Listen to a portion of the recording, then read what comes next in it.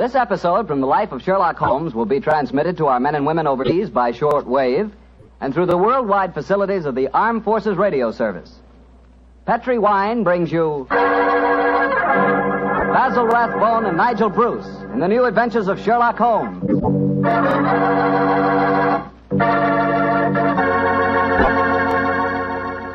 The Petri family, the family that took time to bring you good wine, invite you to listen to Dr. Watson tell us another exciting adventure he shared with his old friend, that master detective, Sherlock Holmes.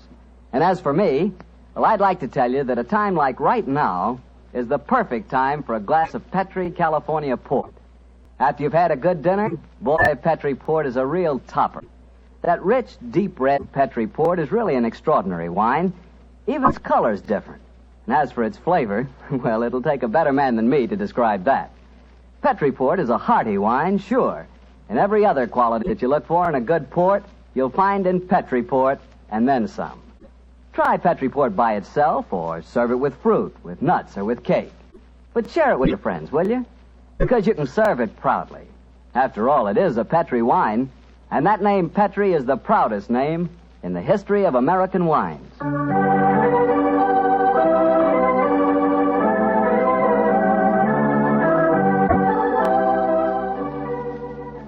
And now let's visit our old friend and host, Dr. Watson. Good evening, Mr. Bartell. Good evening, Doctor. Settle yourself down and get your pipe going. Thanks. Doctor, last week you told us that tonight's story took place in the Casbah at Algiers. Yes, the Casbah. I remember it as the place of countless streets winding up and down, past colorful cafes where 100 tongues were spoken, and often a street would end in shadowy darkness which a man would be foolhardy to enter alone. Yes, Mr. Bartell, that was the Casbah that Sherlock Holmes and I knew in that winter of '99. Well, how did you happen to be out there, Doctor? Do you mind if I tell you the story from the start, Mr. Bartell? It really began on a wintry night in Street at the conclusion of a strange murder in Montrevor Castle. A charming young girl sat on the sofa of our lodgings in Baker Street and talked to us. But, Mr. Holmes, you can't say you'll have nothing more to do with the My dear Miss Montrevors. Stretfield, I found the true murderer of the Dowager Countess and committed suicide. Surely the case is ended. Yes, Mr. Holmes, you found the real murderer. But now I want you to find the unfortunate young man who fled England 5 years ago when he was suspected of a crime. This is a new development, Miss Stretfield. Please tell us about it. It's Douglas Milton that I'm talking about. Oh, yes. He was the heir to the title, wasn't he? Yes, Mr. Holmes. He was a sensitive, artistic boy, and when he knew that he was under suspicion, he ran away. Mm-hmm. Of course, everyone regarded his flight as an admission of guilt. That is, until you found the real culprit, Mr. Holmes. I imagine, Miss Stretfield, that your interest in the missing boy is not entirely, shall we say, altruistic? I'm in love with him, Dr. Watson. Oh. We were engaged to be married when he ran away. Mr. Holmes, you've got to find him. He must know that his name has been cleared and that he's inherited the title. Miss Stretfield, have you any direct news, any letter from your fiancé since he left 5 years ago? None. Any clues as to his hiding place? Only this. It's a painting I received anonymously a year after he had left. Oh. It was sent from a forwarding address in London. Here it is, Mr. Holmes. Thank you. Small painting. Very good one, too, I say. Yes. His splendid sense of composition and his use of color is unusually brilliant. You recognize this painting as the work of your fiancé, Miss Stretfield? I'm certain of it. Yes. Wonderful use of color. Observe the delicate shadings of that sunset and the brilliant green of the oasis. This scene is extraordinarily reminiscent of the desert in North Africa. Yes, that's what made me say I was certain he'd gone abroad, Mr. Holmes. But why should he go to North Africa? A good place, Watson, for an Englishman imagines himself to be escaping justice. Remember, the Foreign Legion is stationed there. You think he might have joined the Legion, Mr. Holmes? It would seem logical. No questions are asked of those who join it, and its colorful obscurity might easily appeal to a young fellow in trouble. Hello. What is it, Holmes? Quite a few grains of sand in the canvas in the frame here. Miss Stretfield, do you mind if I pry the canvas loose? Do anything you like, Mr. Holmes, if it gives you any clue to Douglas's whereabouts. Give me your penknife, will you, Watson? Yeah. Thanks, old chap. Here we are. Can you see anything? Uh-huh. Look. The word sheriff. An Elafroun. Stamped here. Sheriff is probably the framer's name, and Elafroun is a town some 50 miles from Algiers. That settles it. Miss Stretfield, I accept your case. Watson and I will go to Africa and try to find your fiancé, Douglas Milton.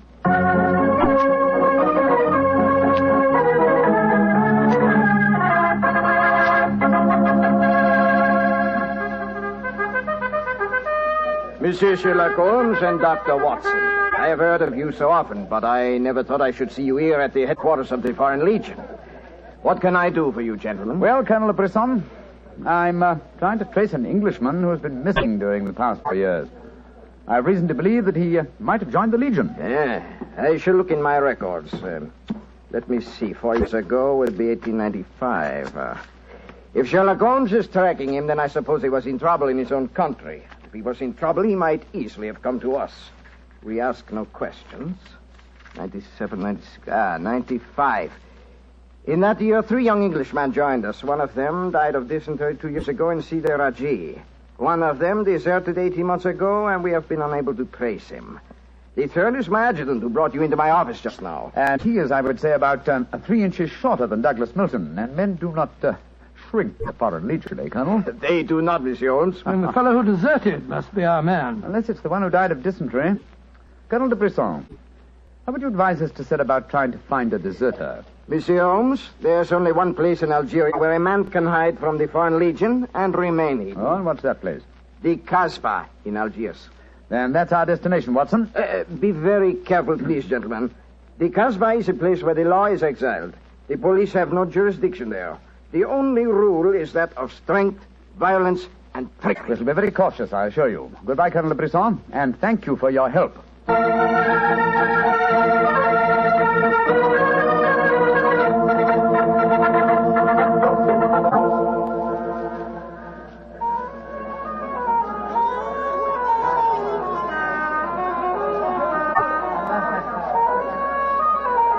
Well, I must say that I think Colonel de Brisson rather exaggerated the dangers of the Casbah. I suppose you're going to tell me this cafe is the headquarters for a dope smuggling ring or white slaving or something. Its ramifications are even more extensive than those you've mentioned. You're joking, Holmes. I assure you I'm not, old fellow. What? My old friend Duhamel is chief of police at Algiers. When I told him our mission, he advised me to come here. A 500-franc note, and the proprietor can obtain any and all information regarding the underworld. For as little as 200 francs can arrange a murder. So that gives you some idea of the relative values of the Casbah. Good Lord, then you've already spoken to the proprietor? Oh, yes, a charming scoundrelly fellow by the name of Rafi. I gave him 500 francs and asked him to set his underworld grapevine in motion to see whether an Englishman living in hiding here in the Casbah could be found. And I thought we'd come here for a quiet meal. Here, Rafi, now. Let's hope he has news for us. Here we are, Rafi. Come and sit down, won't you? Rafi works fast, does he not, Mr. Holmes? Your friend is... My friend knows that you're working with me. We'll be found out. A drink first. The tongue of Rafi is parched. Would you have me die of thirst before I give you my news? Vermouth cassis. You have news for me, then? But yes. Good, what is it? First, you will pay me more money, no? But I gave you 500 francs. You said that you'd do the job for that. Can I help it if some tongues are more costly to make wag than others? It took the 500 to get the wag. Am I to have nothing for my own trouble? Votre vermouth cassis, Monsieur Rafi. Ah, good. The gentleman will pay for it. There you are. Merci. I will drink to your health, gentlemen, both of you. You will pay me more money, no? But my friend's already given you 500. You should stick to your bargain, my good fellow. My information is a bargain at 750 francs. It would be a bargain at 1,000, but Rafi will let you have it for 750 because he likes you. You will give it to me, no? And if I refuse? Then you get no information, and perhaps I spread news in the Casbah that makes it uncomfortable for you gentlemen to be there. Wait, Scott, this is blackmail. I get the money, no? You're a scoundrel, Rafi. Of course I'm a scoundrel. Here's your money. And information? There is an Englishman hiding here in the Casbah. I do not know his name, but he is tall and fair-haired. I cannot tell you where he lives, but if you go to the Cafe of 1,000 Sighs, you will find a girl who sings there. A girl who sings like a nightingale. Her name is Aisha, and she can lead you to your Englishman. A girl named Aisha, in the Cafe of 1,000 Sighs. That is right. I would suggest that you go there in disguise. 2 well-dressed Englishmen might find themselves in trouble. For a small fee, say 200 francs, I will escort you there myself. Thank you, yes. I think we can manage by ourselves, Rafi. Oh, if your business is concluded quickly and time weighs heavy on your hands, Rafi can take you to some places of rare interest. Dancing girls that wither one's eyeballs with their beauty. For 500 francs, gentlemen... Thank you, Rafi, thank you. I have a feeling the time will not weigh heavily on our hands. Good night. You work too hard, gentlemen. You should learn how to play. Good night. On my soul, I think that fellow's the biggest blackguard I ever met. I quite agree, old chap, but he is amusing. By the way, Holmes... don't you think that when this case is finished, we might have a time on our hands? Oh, Watson, you're incorrigible. But I think... Watson. What is it? The man sitting over in the corner by himself. Oh, Joe, yes, his face seems familiar. We've seen him before somewhere. Of course we have. His name is Oliver Leeming. We met him at the inquest on the Montrevor case. So we did. Now, what on earth do you suppose he's doing here in the Casbah? Not on a holiday, I'm sure. Mr. Oliver Leeming, if you recall, is a cousin of Douglas Milton's, the man we're searching for. If Milton were ever declared legally dead, Mr. Leeming over there would inherit the title. It looks to me as if we're not the only people in the Casbah who are searching for the missing heir. That's true, old fellow. Come on, let's go and talk to the gentleman.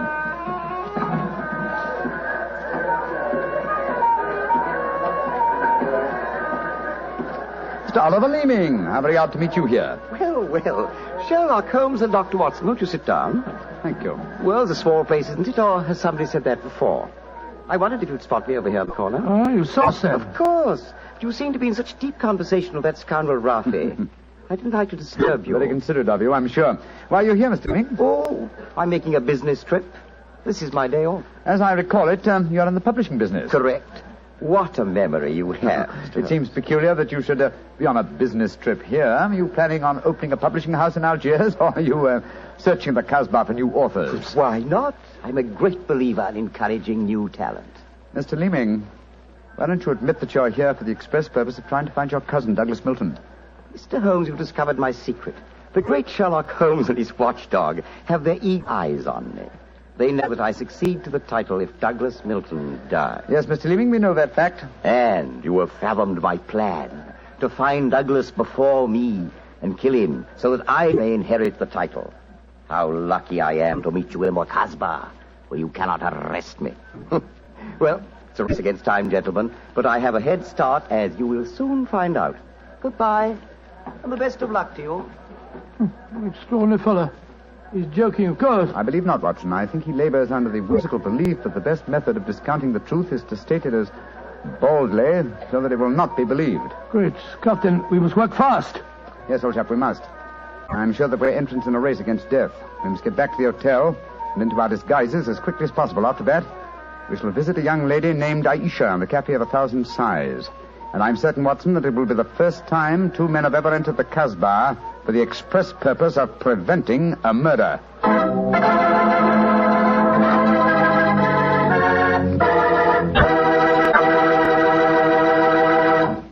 We'll hear the rest of Dr. Watson's story in just about a second, which gives me time to remind you that if you like the flavor of big, plump, juicy Muscat grapes, you'll love the flavor of Petri California Muscatel.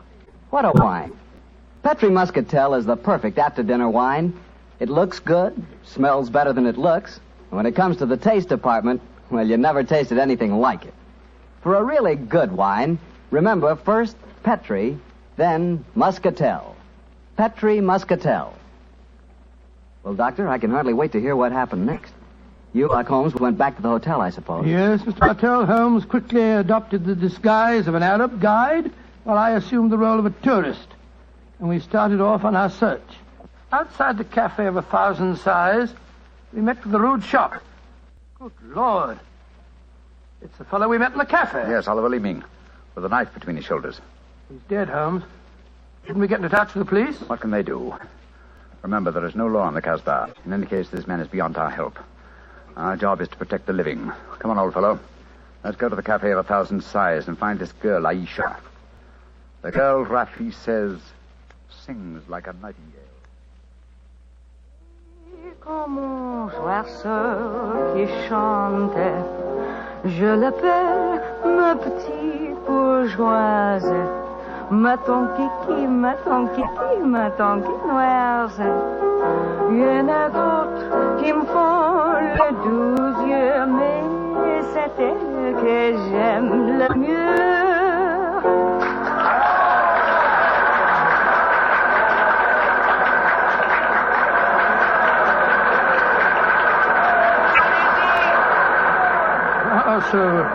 So that's the girl, Aisha. She's very beautiful. Don't forget our role of tourist and guide, old chap. Master, would wish to meet this Aisha? Very much indeed. I will see if it can be arranged, Master. Wait here for me, Watson. I'll see what I can do.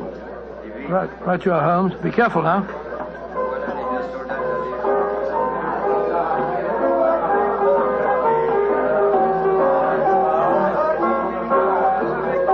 Mademoiselle Aisha? What you want, greasy one? There is an Englishman at the table over there. He wishes to talk to Aisha. Which one is he? The man who sits at the table in the corner. He is very rich, Aisha, and he admires you a great deal. He told me to give you this 500-franc note. So? Very well. You may bring him to my rooms. The door is at top of the way, to the right. Good, Aisha. I fetch him. I shall be waiting.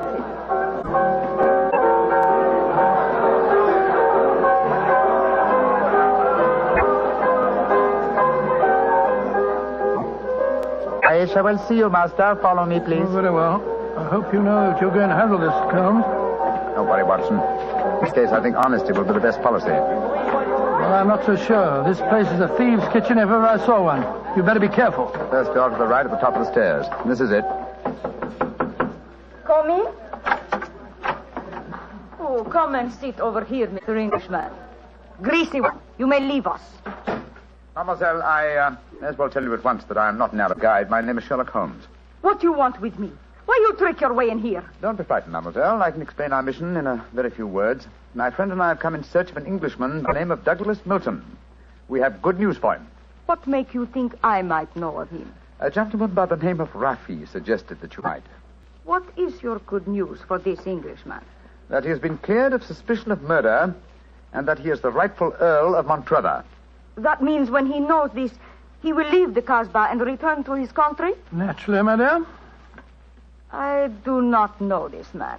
I have never heard of him. Here is your 500 francs. Goodbye. Not so fast, Aisha, mon petit chou. I've been listening from behind these curtains. Gentlemen, allow me to introduce myself. My name is Douglas Milton. Douglas Milton, we found you at last. It gives me infinite pleasure to have succeeded in my mission. How do you do, sir? Oh, this is very exciting. Yes, I think the occasion calls for a drink. What will it be, gentlemen? Well, I think a glass of port would be very nice, sir. Yes, it would be the most appropriate for toasting the new Earl of Montrevor. Splendid, splendid. Aisha, 10 glasses and a bottle of port and some creme de menthe for me. You are not going to England. I will never let you leave me. Oh, stop being so melodramatic, Aisha. Please bring 2 bottles and some glasses. Very well. I am sorry. Mr. Holmes, I can't tell you how I appreciate your trouble in coming all this way to find me. Well, I must tell you at once, there's one problem that makes it difficult for me to leave this country. You see, I deserted from the Foreign Legion. Yes, we know that, my boy. In fact, that's how we first got onto your trail. I shouldn't let that fact worry you, Mr. Milton. I'm certain the British consul in Algiers can arrange to have any charges dropped against a peer of the realm. Oh, well, I never thought of that. Here are the bottles. You must excuse the glasses, gentlemen. Tumblers are hardly correct, I suppose, but... Well, they won't spoil the flavor, I'm sure. 2 glasses of port and creme de menthe for me. Only 3 glasses, Aisha? Bring a glass for yourself. I do not wish to drink. And I insist that you do. Bring a glass, Aisha. Why should I drink if you are leaving? Mr. Milton, do you know Oliver Leeming? Of course, he's my cousin. Yes, he came here half an hour ago and threatened me. Did you also know that he's lying dead in the street? Murdered? Well, yes, I did. If we went in the Casbah, I wouldn't tell you this, but Aisha stabbed him. She followed him when he left here. He killed him and then slipped back just in time to sing us a few moments ago. Oh, you needn't look so shocked, Dr. Watson. Life is cheap in the Casbah, and Aisha is a girl of violent passions. Come on, let's drink. A toast to the new Earl of Montrevor. Oh, excuse me, sir. You took the wrong glass. You were drinking my port. Oh, silly mistake. I can't bear port. Very English of me, I'm afraid, but, well, After all these years, I don't feel particularly English. In fact, I'll probably find it very hard to adjust myself to the old life when I go back. Or perhaps I should say, if I go back. Since you feel that way about it, Mr. Milton, why go? You can claim the title and the revenues of the estate without leaving Algeria. You could stay here and live on the income. I didn't realize that would be possible. You sure I could do that? Oh, yes, I'm quite certain of it. But if you doubt my word, I suggest we all adjourn to the British consulate in Algiers. They can put you straight on the matter. That's a good idea. Let's go over there at once. Now I've been listening to you, my friend. You're planning to leave me. Once you go from the castle, I'll never see you again. Put down that knife, Aisha. I will not let you go. You belong to me. If you try to leave me now, I will kill you. Put down that knife, Aisha. You've done enough damage for one night. Why, you... Put it down, you fool. Put it down. Let me go. Let me go. She twisted the knife on herself as she fell. Holmes, help me turn her over. She's dead, Mr. Milton. Poor Aisha. It's a bloody path that leads to the Montrevor title, sir. I suggest that we see that the poor girl's body is taken care of. And then go to the British consulate without any further delay.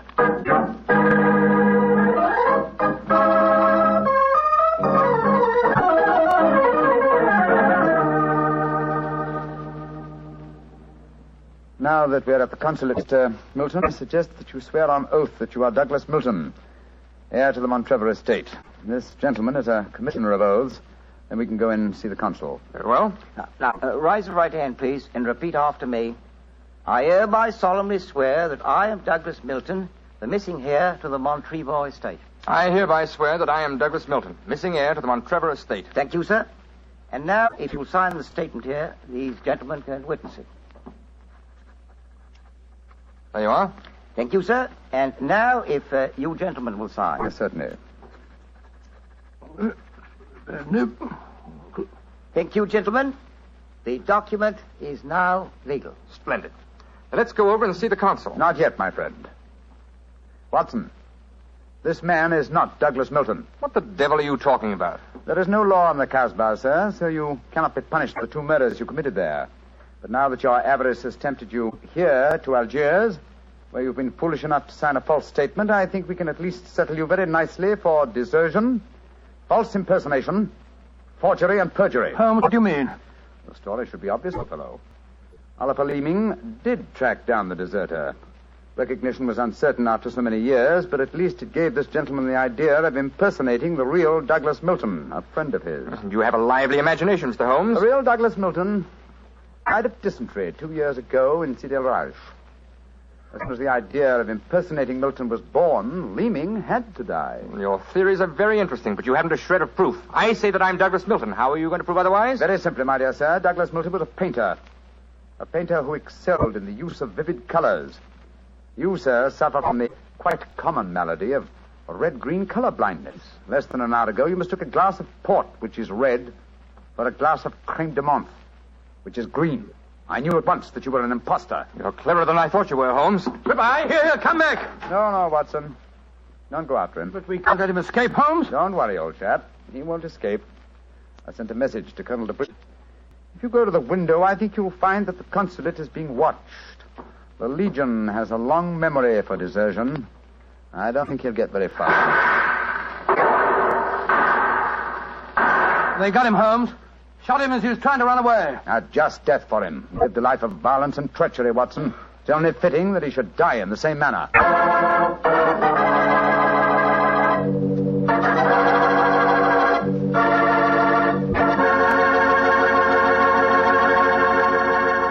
Doctor, that was a swell story, but you know something? I wish you hadn't disillusioned me about the Casbah. Disillusioned you? What do you mean? Well, before I heard your story, whenever somebody mentioned the Casbah, I'd always visualize a very glamorous, romantic sort of place full of beautiful women. Every one of them a ringer for Hedy Lamarr. No. Yep.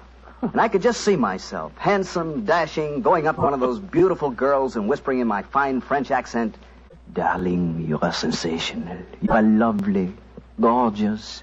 Tell me, have you ever tried Petri wine? It's wonderful." Well, you must admit, Doctor, that is the truth. It is wonderful wine. It certainly ought to be. You're incorrigible. After all, winemaking has been the business of the Petri family ever since way back in the 1800s. For generations, the Petrie family has handed down from father to son, the fine art of turning luscious, sun-ripened grapes into fragrant, delicious wine. And don't forget, because the making of Petrie wine is a family affair, the letters P-E-T-R-I on a bottle of wine are the personal assurance of the Petrie family that every drop of wine in that bottle is good wine. So no matter what type wine you prefer, for any occasion, remember you can't go wrong with a Petrie wine because Petrie took time to bring you good wine. Well, Doctor, now I suppose you're ready to tell us about next week? Yes, and as soon as I have, I want you to meet a friend of mine. A friend? Yes, but first, Mr. Bartell, next week I'm going to tell you an adventure in which for once Holmes came off second best. An exciting story of high society and romance. I call it A Scandal in Bohemia. Boy, that sounds swell. And now what about your friend? Well, he's waiting at the microphone in San Francisco. He's Dr. Langley Porter, and he wants to tell us about something very important. Dr. Langley Porter. Thank you, Dr. Watson. Radio listeners, tonight in Italy there are thousands, many thousands, dying of cold and hunger. Babies, children, expectant mothers, old folks, dying for want of clothes, want of food.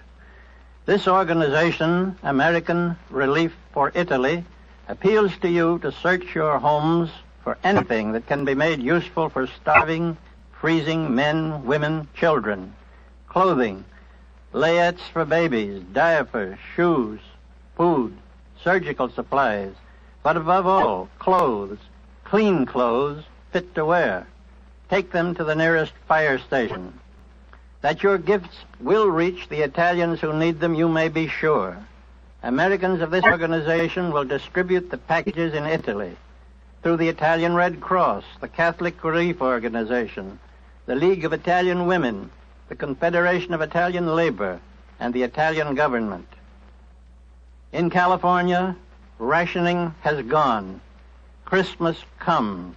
There, in Italy, death is on the prowl. Radio listeners, lives can be saved. It's up to you. Thank you, Dr. Langley Porter. I know that our friends listening in will do all that they can to help the organization, American Relief for Italy. Tonight's Sherlock Holmes adventure is written by Dennis Green and Anthony Boucher and was suggested by an incident in the Sir Arthur Conan Doyle story, The Crooked Man. Music is by Dean Fossler. Mr. Rathbone appears through the courtesy of Metro-Goldwyn-Mayer and Mr. Bruce through the courtesy of Universal Pictures, where they are now starring in the Sherlock Holmes series. This is the Mutual Broadcasting System.